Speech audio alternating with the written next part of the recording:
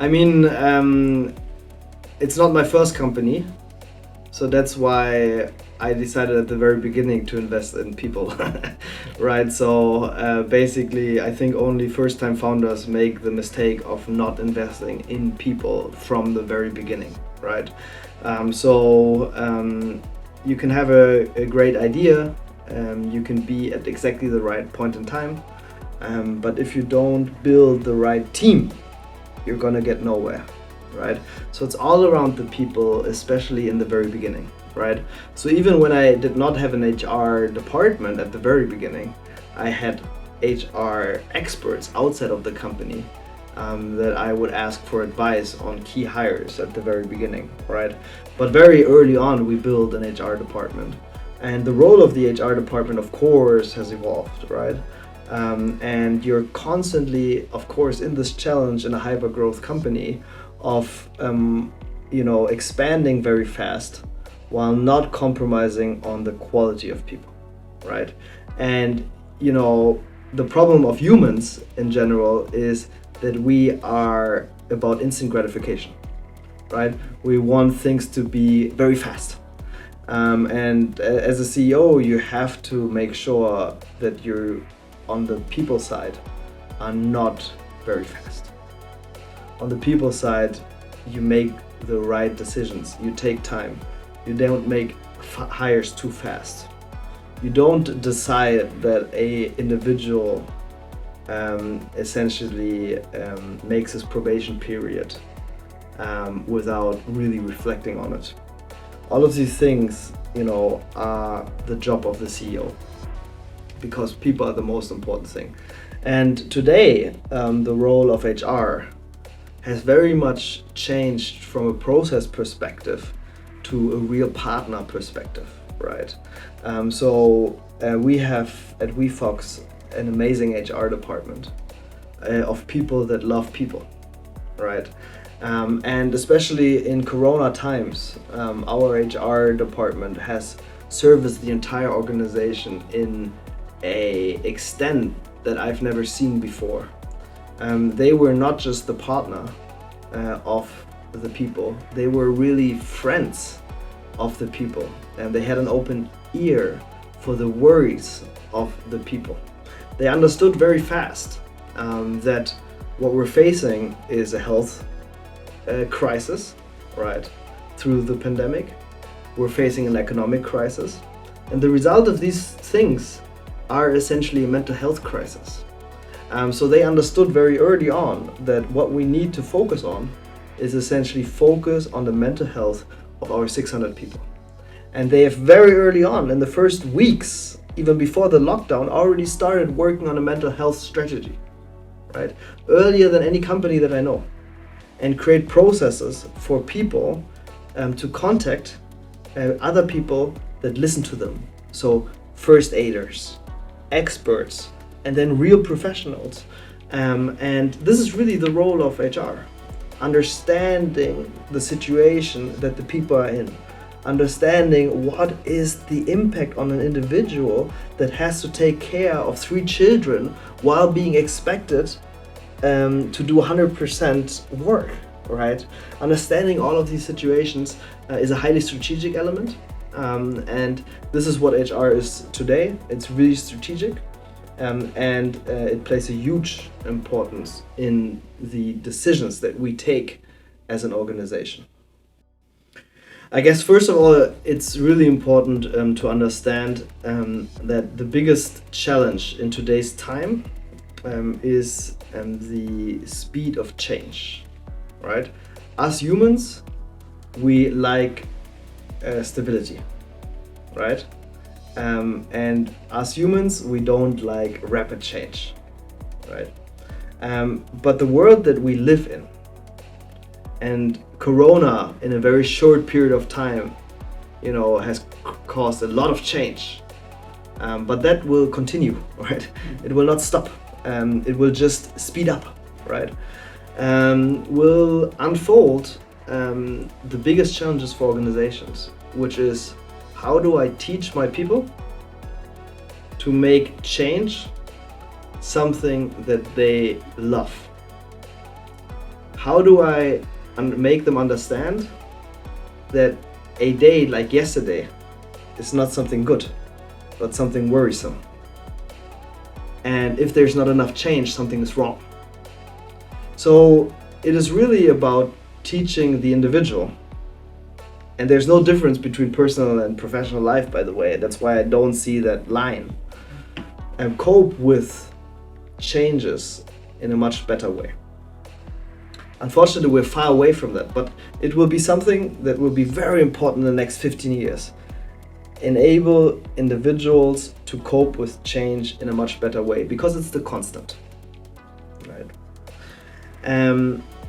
And this instability and insecurity and uncertainty of the last few months, right, has really surfaced the need for tackling this topic. As many people have been starting to question fundamental parts of their life in the midst of this chaos. And the way that we have reacted to it is we said awareness. Why is it okay to not be okay? Okay, so we ran a campaign. Why it is okay to not be okay, right? We developed a group of first aiders that are there to just listen when you feel not okay, right? We have a protocol of what does a first aider do when, he feels like he cannot help because he lacks the professional skills. And then we have an internal group of experts, right, that we have built over the last few months already, prior to COVID, in our HR team. And then we have a protocol that explains when, at which point, do we forward this to professionals, right? So we put a lot of focus on it because we have a purpose as an organization. It's enable people to feel safe, right? So we feel very much connected to helping people to feel safe within their own skin, despite the rapid change around them. And that's why we have acted on our purpose very early on. That's a great question. How do CEOs essentially listen to the heartbeat of the company? And I think this is something I don't have an answer to. Because the way that I do it is essentially I listen to a lot of signals. Yeah, I try to understand how the different departments are doing by analyzing lots of data, by talking to a lot of people, by essentially getting a feeling on how things are going, right?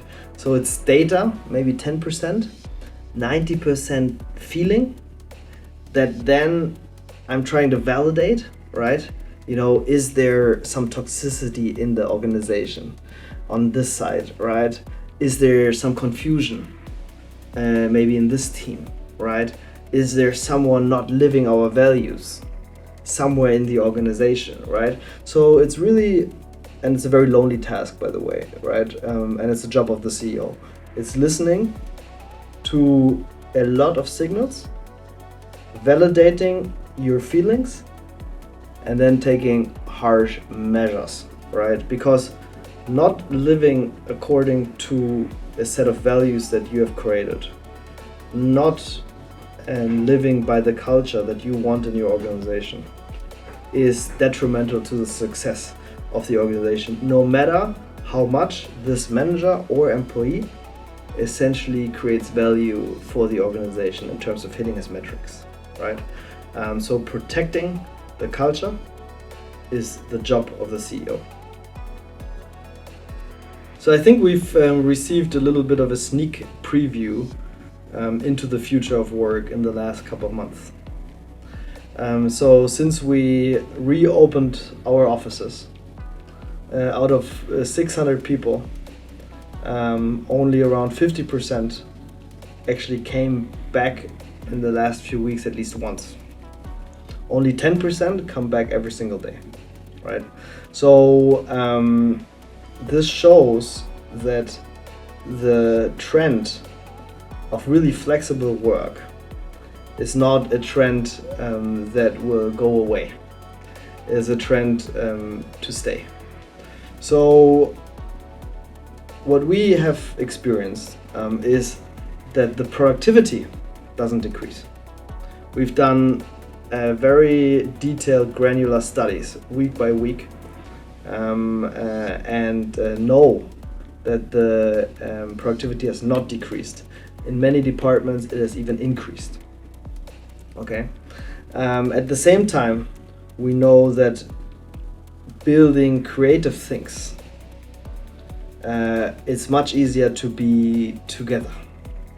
It's much easier to have workshops where you create things, where you think outside of the box, being together. So we will need to find a way on how to balance the two things. Ultimate flexibility and the possibility to connect, to create relationship and to create innovative ideas, right? So the way that I think this will essentially play out, which is the future of work, is you won't need an office. What you need is a home for a tribe. And people can visit that home of the tribe, right? To build connections, to be creative.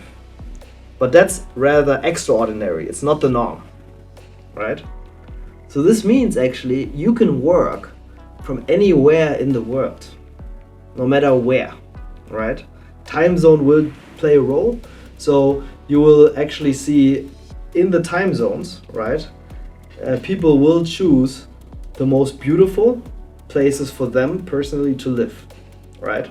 So for us in Europe, there will be a boom in Africa, right? There will be new cities evolving in Africa, right? With people working for European companies, returning several times per year to get back to the tribal home. Yeah. So there will be some massive changes, right? Also another change will be that you have a certain set of skills. And that set of skill is requested. And it's maybe not just requested by one organization, it's maybe requested by multiple organizations, right? So you are somewhere in the world offering a certain set of skills to multiple organizations. So you will also have multiple employers with multiple cultures, with multiple relationships. So this is something that all businesses, that want to survive the next 15 years need to think about. How do they completely change their culture from a centralized to a decentralized workplace? And most companies will fail.